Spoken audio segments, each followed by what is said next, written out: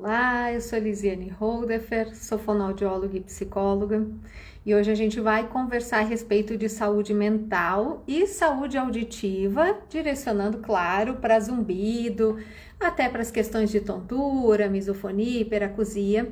A gente vai conversar bastante a respeito de dois fatores que acontecem com muita frequência, que é a depressão e a ansiedade, que são muito comuns de virem em conjunto com o zumbido, tanto sendo geradas em função do zumbido, quanto gerando o zumbido. Então a gente tem esses fatores de comunicação aí entre o nosso sistema auditivo, a nossa via auditiva, e o nosso sistema emocional, que é a nossa via límbica.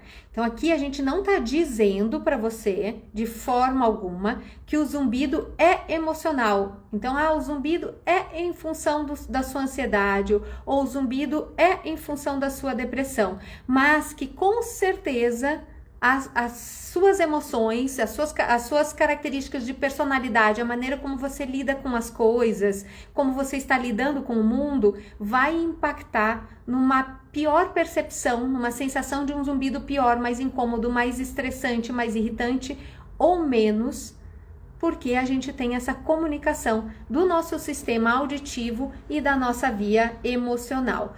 Porque a gente sabe disso. Quer ver uma coisa simples? Se eu tocar uma música aqui para vocês, que muitos de vocês gostem, adorem, provavelmente, automaticamente, inclusive fisicamente, a gente vai ver esse resultado. Vocês vão sorrir, né? Ou alguns talvez vão se emocionar. Música, para muitas pessoas, para mim pelo menos, emociona muito, né? Então às vezes a gente se emociona com as músicas, enfim.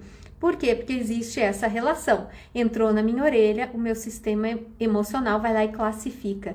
Nossa, esse som é importante, ele significa isso, ele me lembra alguém, ele tem alguma memória atrelada e normalmente, né, uma memória emocional que está aí atrelada ao som. Tá? Então a mesma coisa acontece com o zumbido. O zumbido também tem as suas memórias emocionais, as suas classificações emocionais, e muitas vezes, dependendo de como a gente está emocionalmente, e aí não tem nada a ver necessariamente com zumbido, então eu tô num período estressante da vida, eu tô num período onde eu tô mais entristecido, eu não tô vendo muito sentido na minha vida e tal, e o zumbido tende a ou surgir ou ficar pior. Não sei se algum de vocês já passou por essa situação ou sente essa percepção de o emocional mexer no zumbido e vice-versa no dia a dia de vocês. Por favor, coloquem aqui para a gente poder abrir esse bate-papo.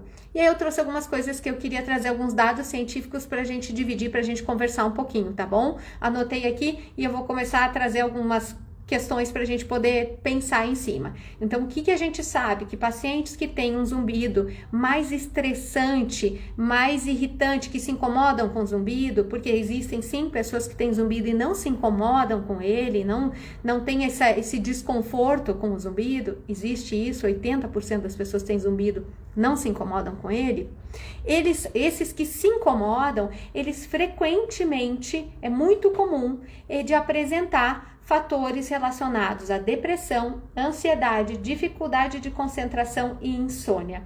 Então, são 4 fatores, isso é pesquisa científica, tá, gente? Não é eu dizendo aqui do meu achismo ou da minha experiência, apesar de eu observar isso com muita frequência na minha experiência, na minha prática clínica, tá? Então, muitos apresentam um sofrimento psicológico ou psiquiátrico antes, durante o início e a evolução do zumbido, e isso reforça ainda mais para a gente essa relação das questões emocionais, esse sofrimento emocional ligado ao surgimento do zumbido ou à manutenção do zumbido, tá? Ou a piora da percepção do zumbido, tá? Estão perguntando aqui se pode ter relação com a menopausa, o início do zumbido. Sim, porque tem relação com hormônios, então sim, pode ter essa relação, tá? Então a gente sabe que aí em torno de 35 a 40% dos adultos que vão perceber zumbido em algum momento da vida. Nós todos, independente de a gente ter um zumbido contínuo na vida ou não, em algum momento da vida a gente vai perceber zumbido. Se vocês pensarem lá na época da adolescência, eu não sei como é que vocês estão agora, mas enfim, que a gente saía mais, ia pra balada, ia pra show alto, som, né, local com som alto e tal, muitas vezes a gente saía, ou ainda sai, não sei se vocês fazem esse tipo de programa ainda, com um zumbido, com um barulho no ouvido. Então, a gente é muito comum, é muito natural e até esperado que todos nós, em algum momento da vida, ou muitos de nós, vamos dizer assim, em algum momento da vida, tenhamos uma sensação, uma percepção de zumbido, tá? Em função de... Isso não quer dizer que a gente tem incômodo, tá? Com zumbido, mas em função de diversos fatores e não necessariamente um zumbido que vai se estender e que vai ser continuado. Aí a gente vai ter, sim, em torno de 8 a 20% dessas pessoas que vão se incomodar, que vão sofrer com o zumbido. Então, o zumbido nem sempre precisa ser um sofrimento, mas ele pode se transformar em um sofrimento. Então, nem sempre ele é um problema para a pessoa, mas ele pode se transformar em um problema, tá? Em torno de 10 a 60% são dados científicos, tá, pessoal? Por isso essa variação tão grande, porque algumas pesquisas encontram alguns valores e outras. Mas se a gente for compilar essas pesquisas, a gente diria que em torno de 10 a 60% dos pacientes com zumbido crônico sofrem de desordens depressivas. Não sei se é o caso de vocês, se vocês se percebem mais deprimidos, tá? E em torno de 28 a 45% apresentam sintomas clínicos relevantes de ansiedade. Na minha prática, isso são dados mais antigos, tá?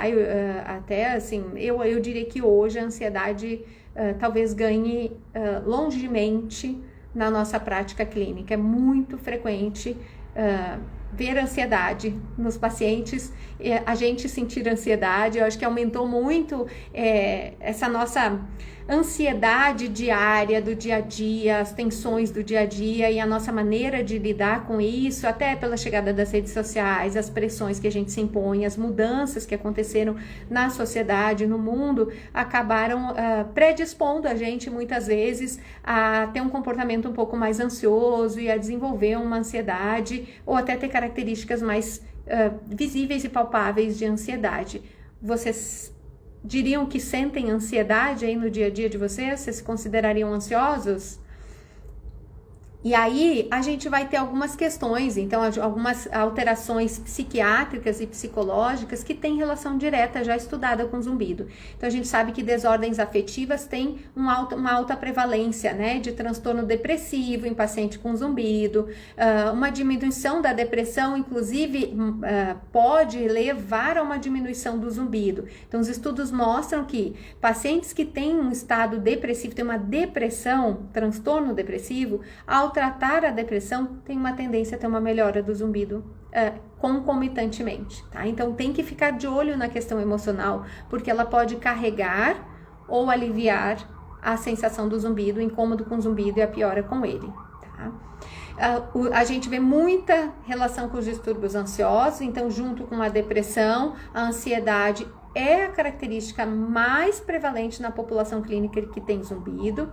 A gente vê características bem marcantes, já estudadas, já mapeadas, de desordens de personalidade. Então, a gente sabe que algumas características de personalidade tendem a levar o paciente a uma maior angústia e incômodo com o zumbido. Então, a gente sabe que um paciente que tem uma característica que é chamada de neuroticismo. Neuroticismo é uma pessoa que tem uma tendência a ser mais negativa, a olhar para situações com mais pesar, a ter um pouco mais de medo, a olhar sempre o lado da metade ruim da laranja, digamos assim.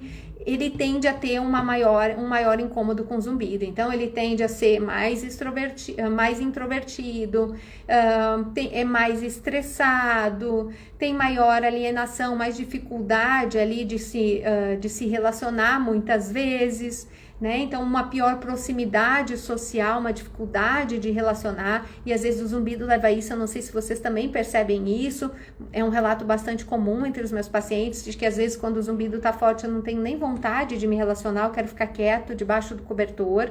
Então, isso também é uma característica já de pacientes neuroticistas com outras situações. Quando eu tenho um problema, eu quero ficar quieto, eu quero me botar debaixo do cobertor, e o zumbido leva a isso também. Tem um menor autocontrole, tem uma piora do bem-estar, né? Então, é um paciente que tem muito mais sensação de mal-estar, muito mais frequente do que a maioria das outras pessoas que têm características de personalidade diferente, tem dificuldade de exercer o autocontrole. tem uma menor aceitação psicológica, se aceitar, se enxergar, se aceitar, se amar do jeito que é. E a gente também tem um tipo de personalidade que é chamada do tipo D, que também tem características muito semelhantes e que tem também uma tendência a ter um zumbido mais incômodo, a ter mais desconforto com o zumbido. Tá? A gente vai ter alguns casos de psicose. Então, psicose são alterações ligadas à paranoia, enfim, e que sim, existem alguns relatos, tá? Relacionando isso com alguns pacientes com zumbido. A gente tem algumas alterações relacionadas à somatização. Somatização é quando eu vou engolindo as minhas emoções e isso se expressa no corpo. A gente talvez entenda isso de uma forma melhor, por exemplo, quando a gente tem uma dor de estômago e às vezes a gente diz, eu estava tão estressado que eu fiquei com dor de estômago. É uma coisa que é mais comum pra gente, né? Então, o estômago às vezes eu acho que é mais lido, mais facilmente entendido, mas a gente pode somatizar em diversos órgãos do corpo, e a orelha é um deles, e o zumbido pode vir de um resultado de uma somatização.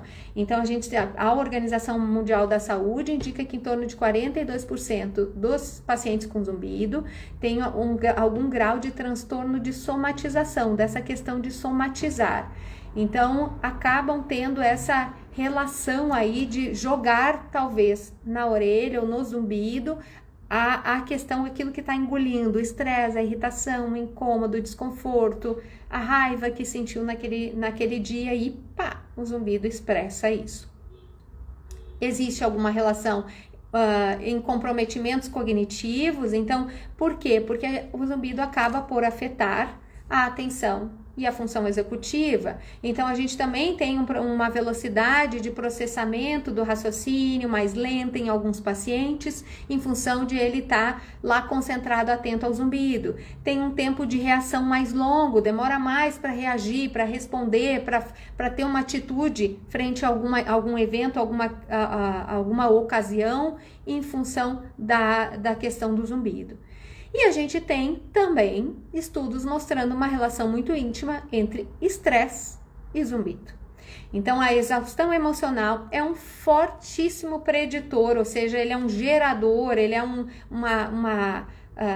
sinal ali de um possível maior gravidade do zumbido. Então, a exposição a alto estresse tem a mesma incidência de zumbido que a exposição a ruído ocupacional. Ou seja, aquelas pessoas que trabalham em ambiente barulhento, fábrica, máquina, enfim, que pode gerar perda de audição, que pode gerar zumbido em função dessa exposição, ele acaba tendo, segundo a literatura, a mesma chance de gerar zumbido que uma pessoa estressada. Então, seria um impacto para o seu corpo tanto quanto se expor a um som muito forte, tá? Não estou dizendo que é o mesmo impacto, que vai gerar perda de audição, são respostas físicas diferentes, mas emocionais muito similares, tá? Principalmente respostas direcionadas ao zumbido, à percepção do zumbido, tá, gente? Cuidado para a interpretação não sair torta, tá?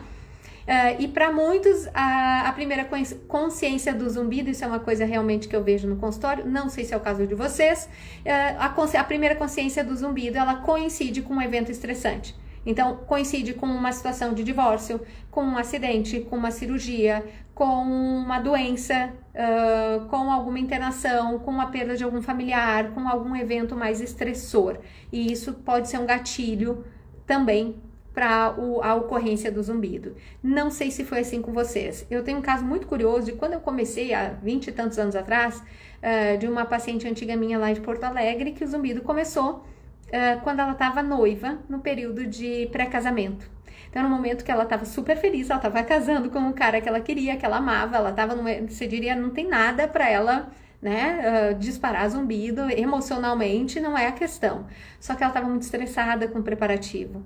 Então, ela era daquelas pessoas que acabou ficando muito estressada, muito atenta a cada detalhe do casamento, e aquilo acabou tirando a energia dela e acabou sendo um preditor, acabou gerando estresse, e o estresse foi um preditor, foi um causador, um gerador de zumbido, no caso dela.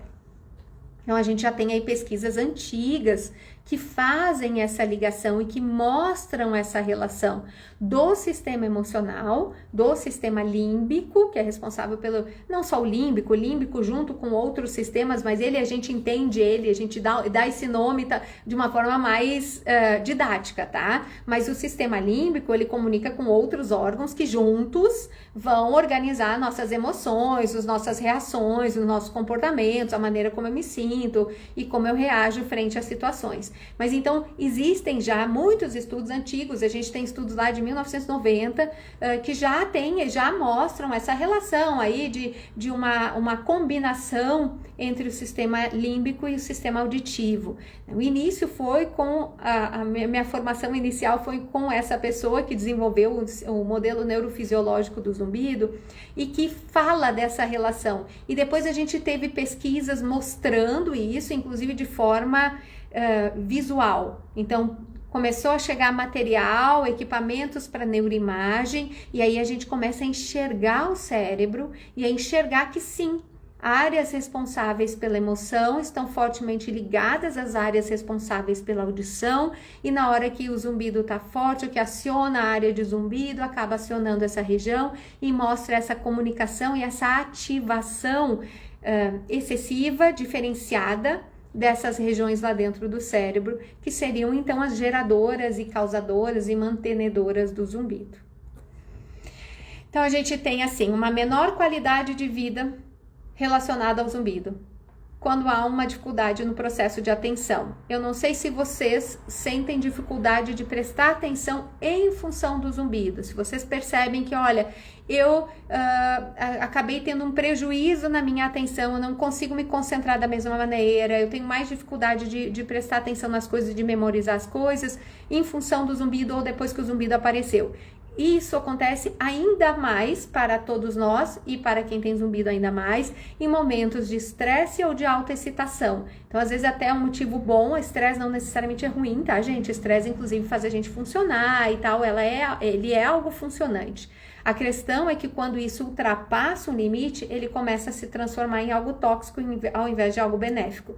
É que nem remédio, tudo depende da dose, tá? Então, o estresse funciona da mesma forma. Então, para alguns casos, quando esse estresse ele passa desse limite, ou quando a gente tem uma sobrecarga ali dos recursos cognitivos, do uso do córtex do cérebro, a gente acaba tendo um prejuízo e um aumento do zumbido, um prejuízo da atenção e um aumento do incômodo com o zumbido, porque ele acaba acionando ali aquela dificuldade em concentrar, em prestar atenção. O zumbido parece que aumenta, eu concentro no zumbido, aí eu não consigo concentrar em mais nada, e aí vira aquele bololô. Alguém aqui já viveu alguma situação dessa com relação ao zumbido em algum momento? Então me conta aí, que eu já fico sabendo como é que tá o andar da carruagem para vocês. Espero que esteja fazendo sentido até aqui, tudo certo? Eu tenho mais material para dividir com vocês, tá? Depois eu respondo as perguntas, eu prometo, tá? Então, ó, tá aqui, ó, excitação aumenta demais o barulho. Então, sim, algumas situações de excitação vai acabar aumentando o barulho. Às vezes até excitações muito interessantes, muito boas, que me animam, me deixam alegre, me deixam muito feliz. E às vezes tem essa consequência não tão agradável, que é o aumento do zumbido, né? Então, para tratar o impacto do zumbido, os estudos mostram que sim, é recomendado, é indicado, se preconiza, se orienta que se trate os níveis de estresse e os níveis de excitação do sistema nervoso central. Então, a gente precisa tratar essa região para que a gente possa ter um benefício do zumbido em muitos casos. Então, o fator emocional, muitas vezes, não é porque o zumbido é emocional, ou não é porque necessariamente nessa direção. E às vezes a gente trata na parte da psicoterapia a questão do zumbido, e muitas vezes a gente trata questões que não estão diretamente ligadas ao zumbido, mas que são geradores. Por quê? Estou estressado com alguma questão do trabalho. Não estou estressado, o estresse não é direcionado diretamente ao zumbido, mas o estresse que eu estou lidando no trabalho impacta no meu zumbido. E aí eu tenho uma percepção aumentada do zumbido. E aí isso acaba entrando no círculo vicioso, eu tenho dificuldade de lidar com isso. Então, muitas vezes a gente vai ter que trabalhar a maneira como eu lido com o estresse, a maneira como eu lido com as ansiedades que eu vou ter. Nós não vamos tirar o estresse da vida de ninguém, que eu adoraria poder fazer isso, inclusive na minha vida e na vida de todo mundo, mas isso não funciona assim.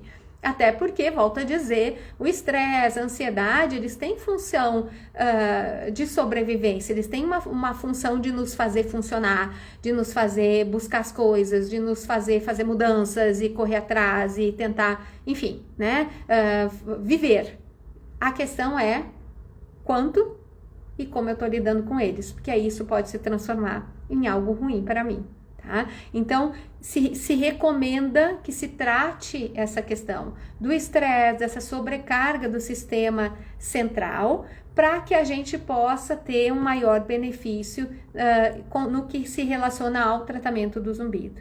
E aí, então, o tratamento do zumbido direcionado para as questões emocionais, ele vai ter um papel, um desempenho aí da psicologia em ajudar a lidar de uma maneira melhor com as emoções negativas, e aí muitas vezes não só direcionadas ao zumbido, mas emoções negativas às vezes direcionadas a outras coisas que não diretamente ligadas ao zumbido, e muitas vezes obviamente ligadas ao zumbido.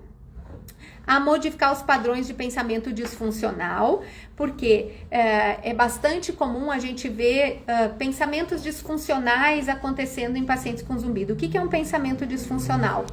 Por exemplo, algum de vocês já pensou, ele nunca mais vai embora, ele vai ficar cada vez mais alto,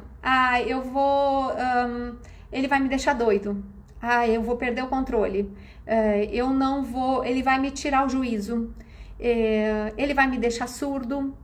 Isso tudo são pensamentos disfuncionais, porque eles não têm nenhuma relação com a realidade, não tem nada que nos prove isso no nosso dia a dia concreto. Inclusive tem muitas coisas que mostram que isso não é real, mas que para minha cabeça, em função às vezes de eu ter lido isso em algum lugar, e a internet às vezes é maravilhosa, é um espetáculo, mas às vezes ela pode ser um tiro no nosso pé, porque a gente acaba lendo coisas e ouvindo coisas, e às vezes sendo reforçados por outras pessoas que estão em sofrimento, com pensamentos disfuncionais dessas pessoas, e aí isso reforça os nossos pensamentos disfuncionais, e aí cria um mar de confusão, porque toda vez que o zumbido se torna perceptível, fica um pouco mais forte, esses pensamentos começam a jorrar na minha cabeça.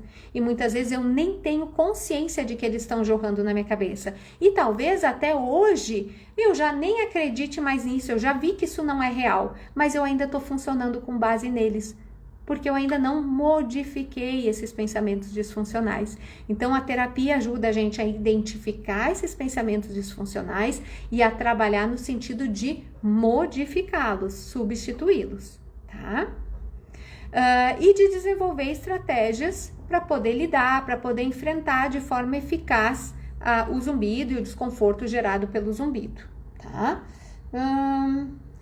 E aí a gente tem como a técnica que a gente usa mais preconizada pela literatura é a terapia cognitivo-comportamental, é onde a gente tem mais pesquisa, onde a gente tem mais dado científico, a gente tem inclusive mais comprovação de neuroimagem relacionada à terapia cognitivo-comportamental. Vou falar um pouco disso, que a gente já tem muitas evidências de tratamento pré e pós-tratamento e ver o cérebro modificar. É muito interessante. Para quem gosta dessa parte de neurociências, é muito interessante. Então, a gente vê o impacto de uma terapia na modificação do funcionamento do cérebro.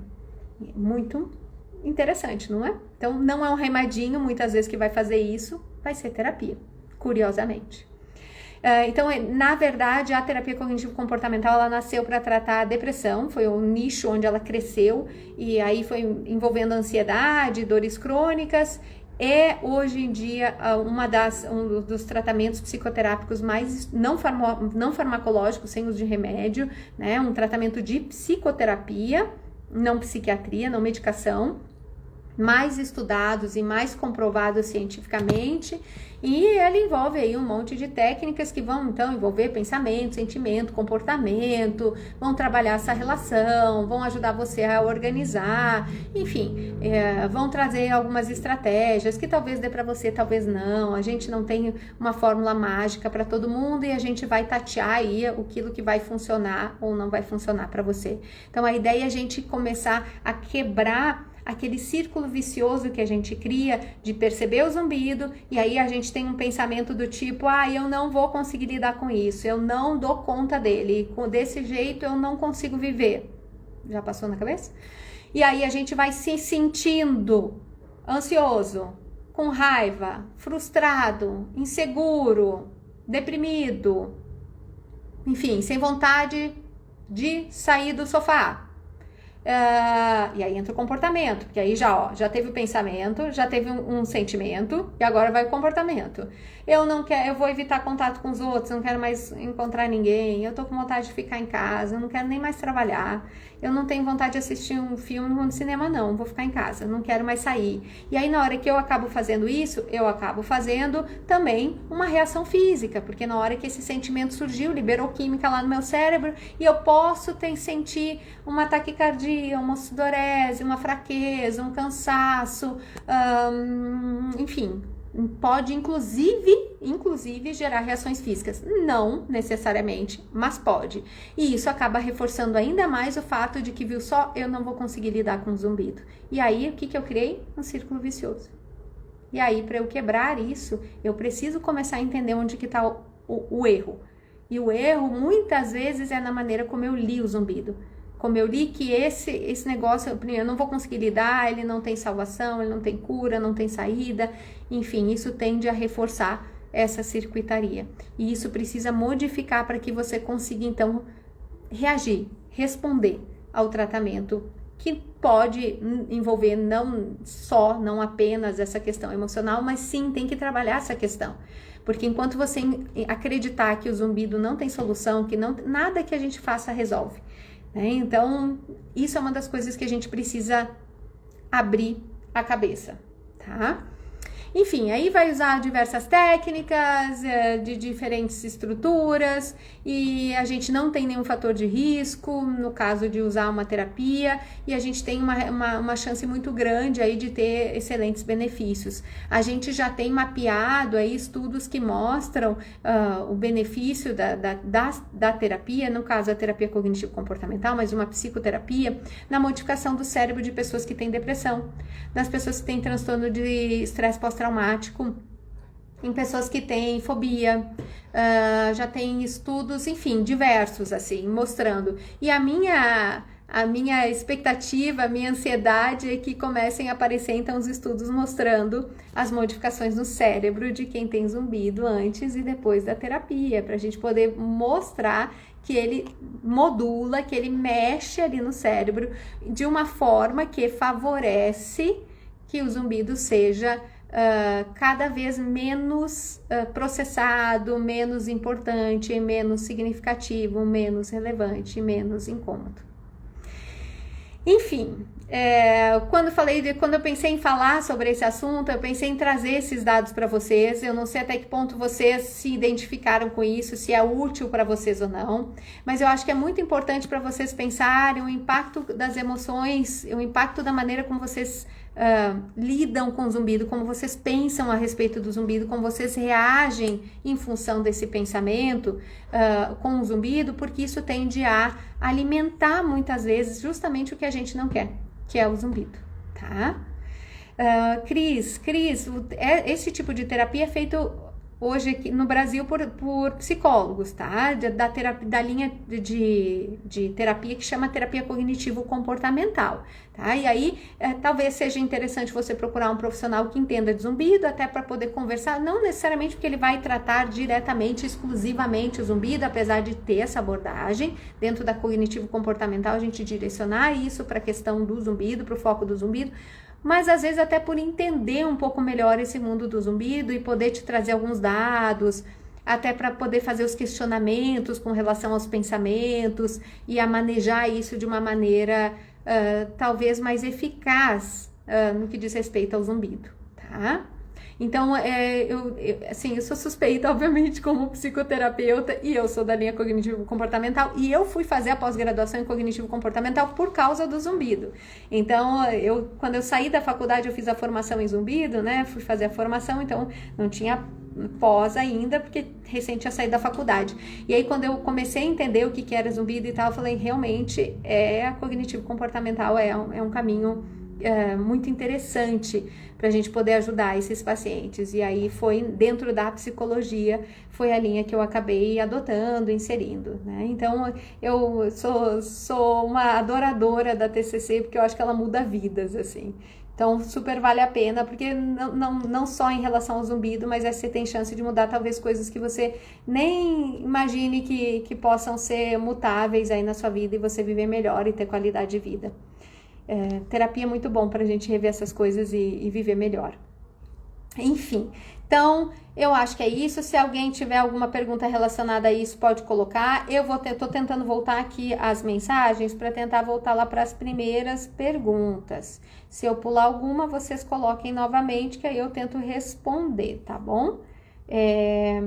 Vamos olhar aqui. Da menopausa eu respondi, né, que pode estar relacionada ao zumbido, porque alterações hormonais em geral, sejam de hormônios da menopausa, femininos, sejam hormônios masculinos, seja tireoidianos, hormônios da tireoide. Então, sim, existe essa relação hormonal e zumbido, tá? Sol disse que acha que estava passando por isso, pelas questões emocionais, né, Sol? Meu esposo pós-cirurgia no cerebelo ficou com zumbido. Tem tratamento? Olha, Cíntia, eu sempre entendo que o zumbido tem tratamento e cada vez tem mais opções. Não tem necessariamente uma fórmula mágica, tá? E eu acho que talvez essa é a grande questão. Eu sempre bato nessa tecla, assim, vai fazer aqui uma coisa e amanhã ele acorda novo, zerado, sem nada. Não, muito provavelmente não, até porque ele mexeu com o cérebro. Mas tem tratamento sim, tá? A gente trata o zumbido em si. A maneira como essa circuitaria se estruturou para gerar zumbido e para manter o zumbido. Tá? Mesmo tendo mexido no cerebelo, a gente consegue mexer na estrutura que a gente ainda tem e baixar esse incômodo minimamente, tá? Pelo menos o incômodo. Doutor, o meu tem dia que para quando eu faço ginástica. Olha que legal, o zumbido às vezes quando faz ginástica para. Algumas pessoas às vezes quando faz atividade física tem uma percepção aumentada do zumbido também. Isso pode acontecer, normalmente tem que relações musculares ou circulatórias envolvidas quando a gente tem uma piora. E a atividade física na maioria das vezes, tem uma tendência a gerar um grande benefício. E ela é recomendada mesmo para aqueles que sentem uma piora, tá? Porque a piora é momentânea, tá? É piora de algumas questões, uma questão de horas para isso se reorganizar e o sistema se estruturar. E a atividade física já está extremamente comprovado que você melhora a sua saúde em geral, saúde física, a saúde cerebral, saúde mental, emocional, e a gente melhora a química do cérebro, e isso também melhora zumbido.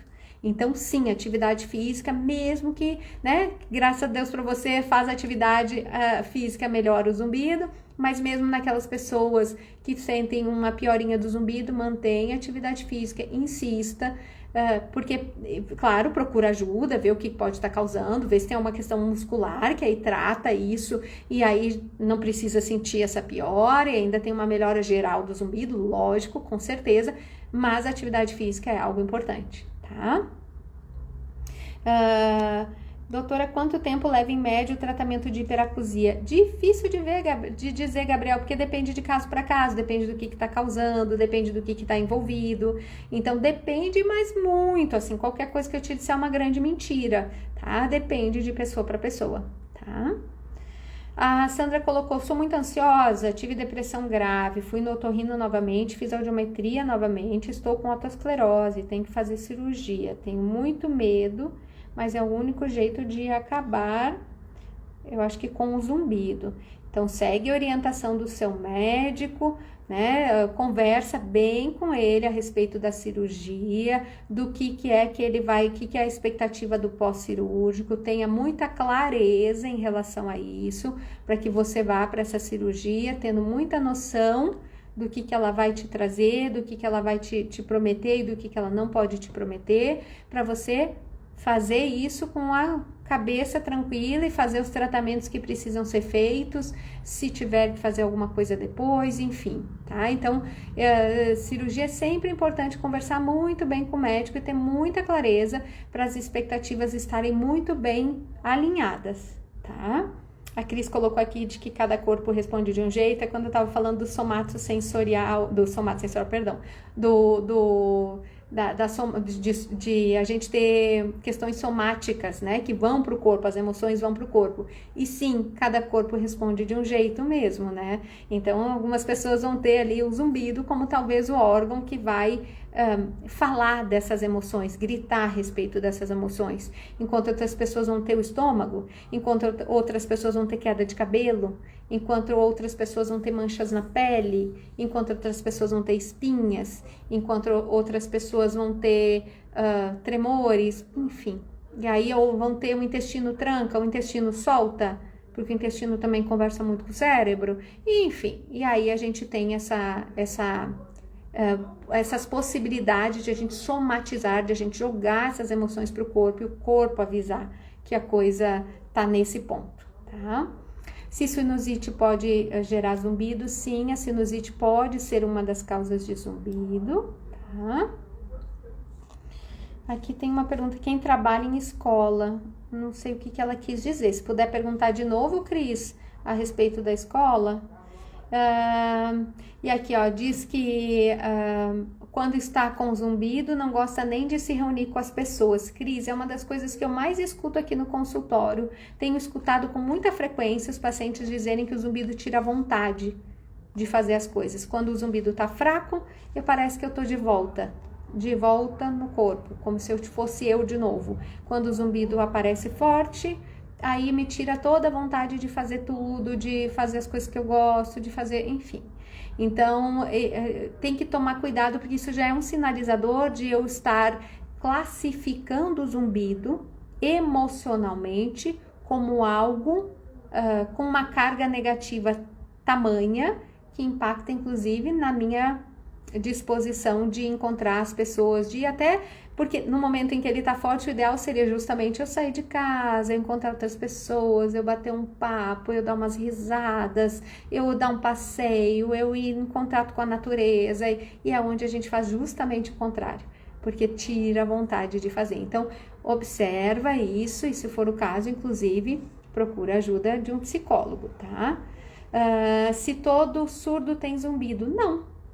Não, tá? Então, a perda de audição é um dos grandes fatores causadores de zumbido, que a literatura relaciona a causa do zumbido, mas a perda de audição não define que a pessoa vai ter zumbido. Então, nós vamos ter muitas pessoas com perda auditiva e que não vão ter zumbido, mesmo perda auditivas profundas, onde a pessoa não escuta sons de fala, por exemplo, não consegue escutar conversa, né? Tem uma perda muito comprometida, não necessariamente ele tenha zumbido, tá?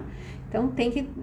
uma coisa não a gente chama patognomônica, uma coisa não é intrincada, diretamente linkada à outra, mas tem uma relação, tem uma tendência maior a gerar zumbido quem tem perda de audição, mas não necessariamente. À noite é mais complicado, né? A Cris acaba ouvindo música para ajudar. O Marcelo aqui diz que está usando aparelho auditivo e que está ajudando bastante. O aparelho auditivo é uma grande ferramenta quando bem indicado, quando bem usado. Não é mágico, isso é uma outra coisa que também, às vezes, o paciente vem aqui, eu testo o aparelho, às vezes, nos pacientes, ele volta uma semana depois, apesar de a gente explicar direitinho, ainda assim existe a expectativa de que eu vou botar o aparelho, essa semana o zumbido vai sumir. E aparelho não tem essa mágica, é o uso contínuo, porque vai estimular o cérebro não é toquei num botão e mudou, né? Às vezes as mudanças, assim, uma lesão é muito instantânea, um trauma é muito instantâneo, mas para depois você reabilitar esse cérebro, não é instantâneo. A gente tem que fazer um tratamento, uma continuidade, né? Repetições, cérebro é muito de repetição, e o aparelho auditivo não trata a orelha, ele trata cérebro. Ele vai jogar som de volta lá para o cérebro. Ele vai fazer a função da orelha, aquela função que a orelha não está conseguindo fazer. Ele não é uma orelha, né? Nós ainda não conseguimos desenvolver isso, mas ele acaba fazendo tentando cobrir o papel da orelha e jogar essa informação lá para o cérebro ser estimulado. E isso é muito bom, porque zumbido está lá no cérebro, né? É gerado por uma circuitaria, uma estimulação aí do cérebro mais intensa, e na hora que esse som é devolvido lá para o cérebro, a tendência é que isso tende a diminuir, só que não é tão mágico, botei na orelha e acabou tudo. Então, é um uso continuado, tá? Tem que dar uma insistida em muitos casos, tá? Tem membrana timpânica retraída. Aqui, o Marcelo também teve tumores, teve colesteatoma, que é uma lesão, né, na orelha média, que dá ali na região da orelha média, e que tem que fazer cirurgia para retirar, tá? Você pode colocar esse nome nos stories para a gente não esquecer. Qual o nome? Terapia cognitivo-comportamental? Eu posso colocar na hora que eu publicar o vídeo, eu coloco lá, se é isso. Só me confirma se é isso, tá?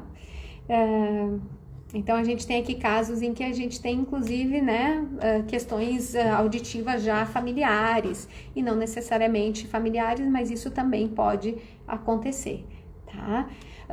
Tem algumas perguntas que foram colocadas lá nas caixinhas de perguntas. Eu vou lê-las, não sei se é isso. Eu vou ler as perguntas e aí a gente já vai discutir a respeito. Então, tem uma pergunta que eu acho que até eu conversei sobre isso na última live, mas vou falar de novo, já que a pergunta surgiu de novo. É o que eu não devo comer para não piorar o zumbido, e o que eu devo comer para melhorar o zumbido.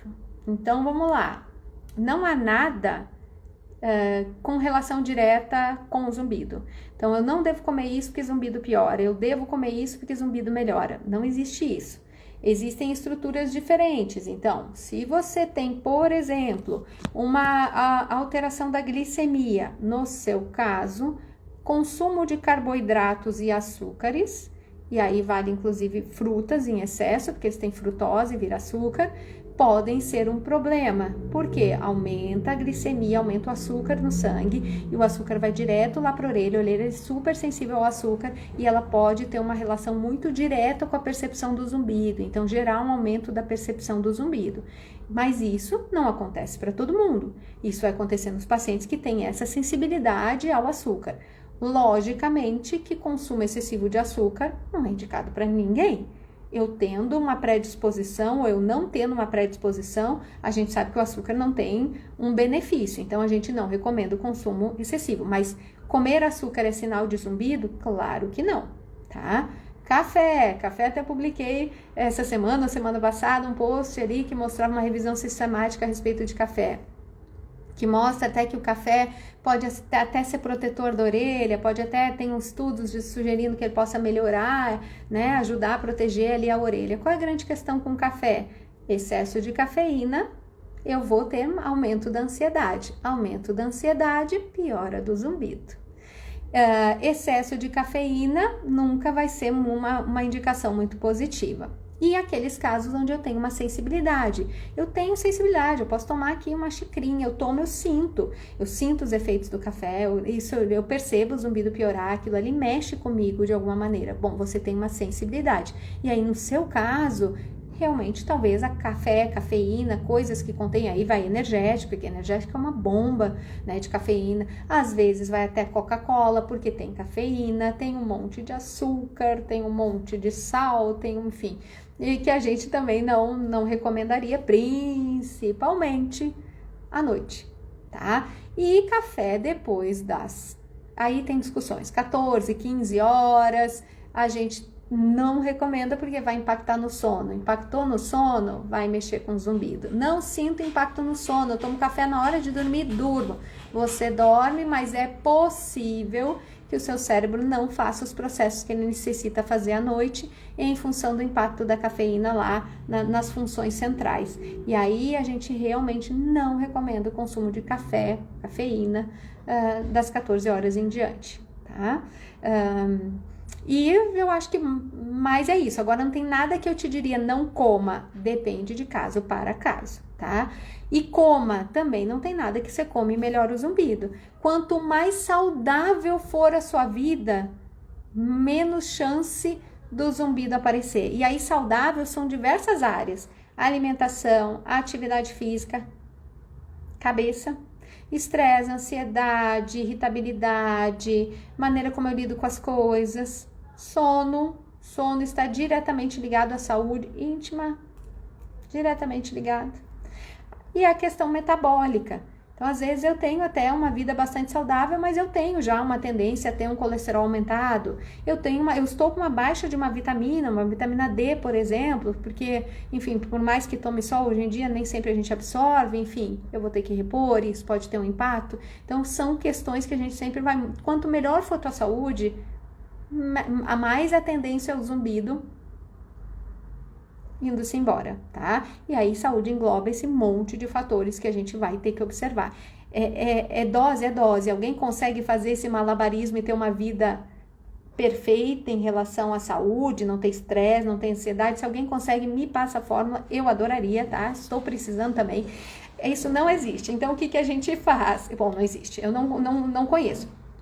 O que a gente faz é vai exercitando ao longo da vida ferramentas para a gente lidar com as situações. Primeiro, a gente tem que conseguir identificar.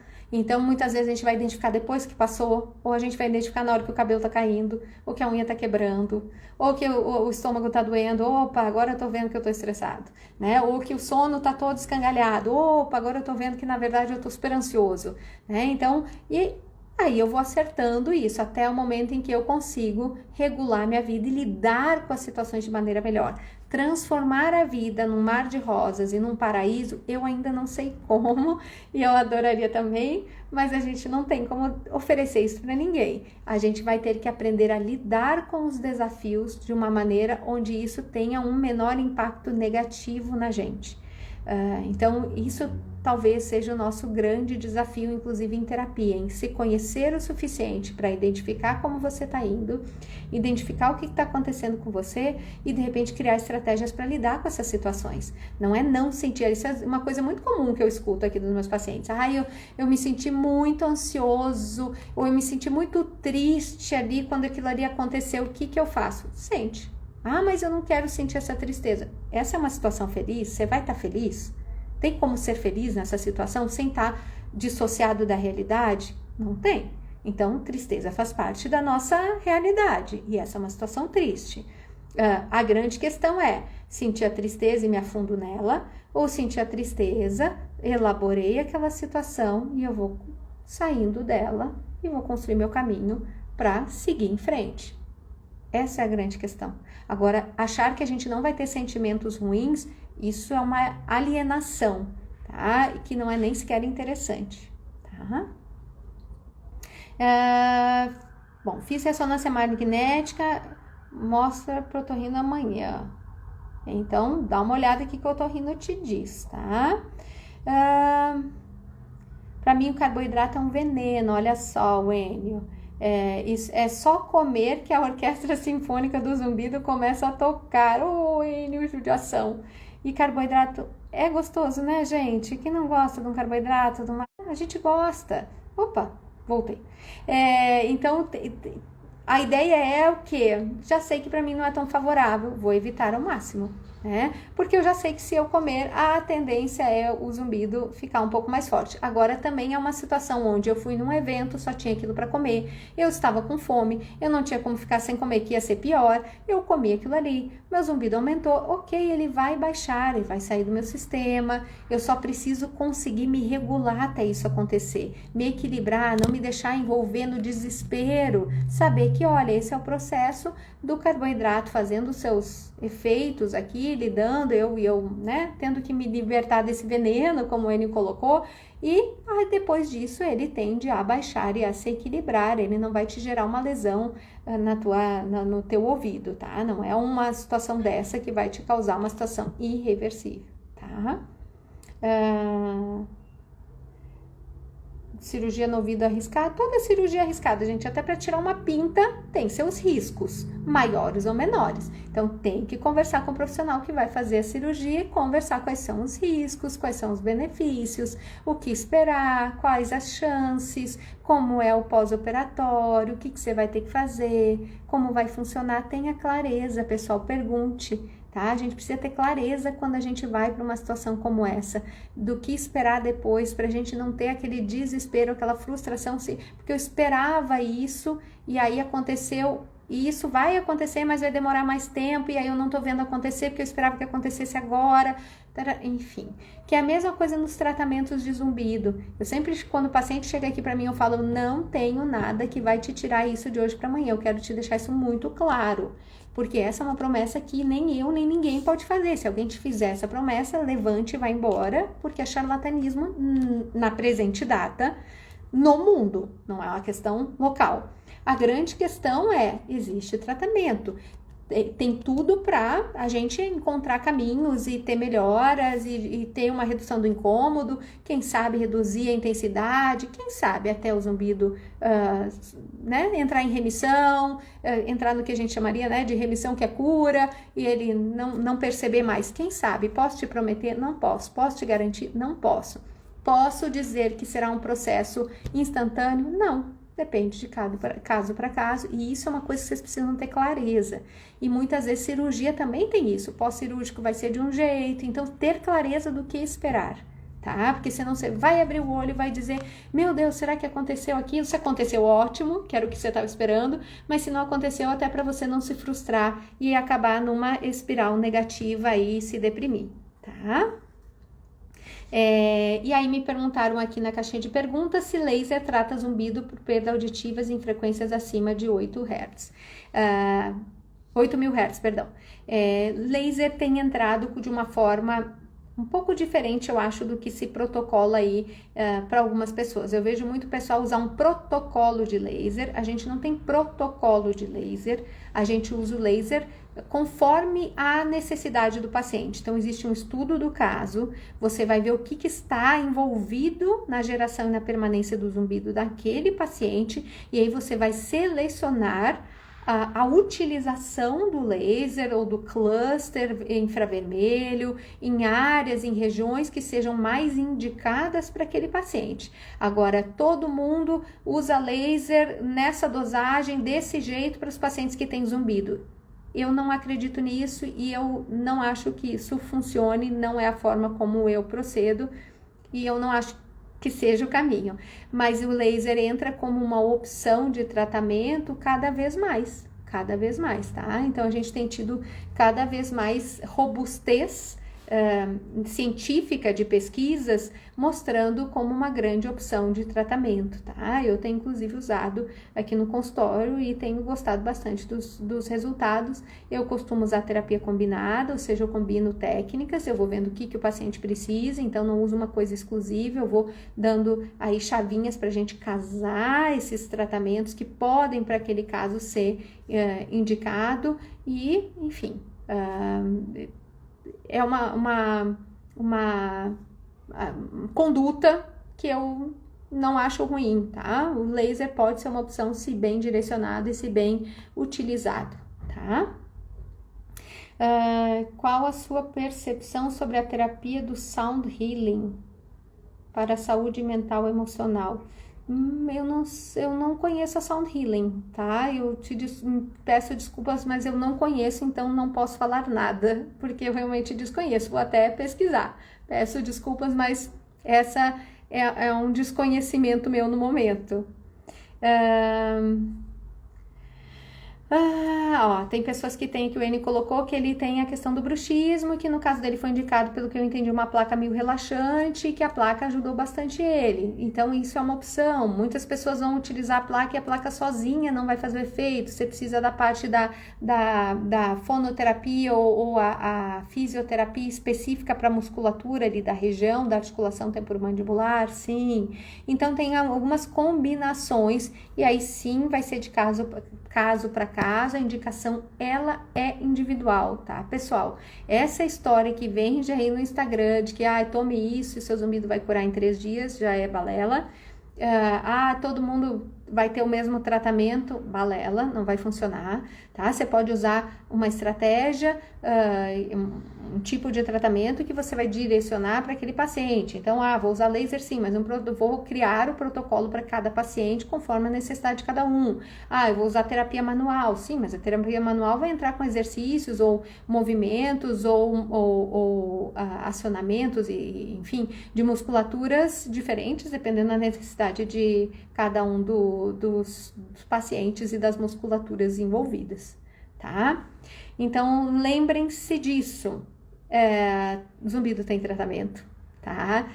Tem como a gente melhorar e por que não curar o zumbido, tá? A gente não tem como prometer a cura, isso a gente ainda não sabe, porque alguns têm uma remissão completa, outros não, mas tem sim tratamento.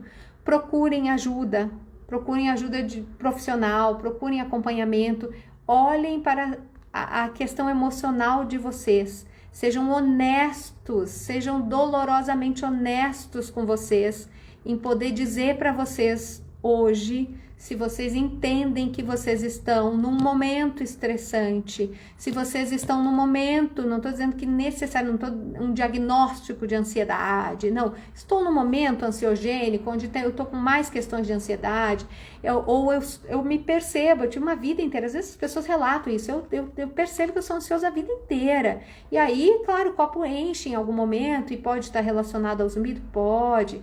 Então, sejam honestos em identificar isso com vocês. Se vocês fizerem esse trabalho com vocês, perceber se vocês estão num processo depressivo, olha, eu não me reconheço mais, eu funcionava de um jeito muito diferente do que eu estou funcionando agora, né?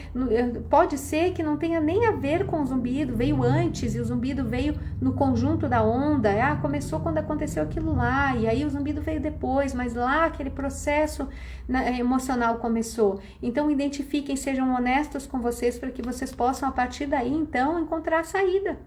Se eu não sei o que está me incomodando, como eu vou tratar? Se eu não conseguir reconhecer que aquilo ali pode ser um problema, como é que eu vou resolver o problema? Então, eu vou ficar sempre correndo ao redor da questão e eu nunca vou diretamente no foco.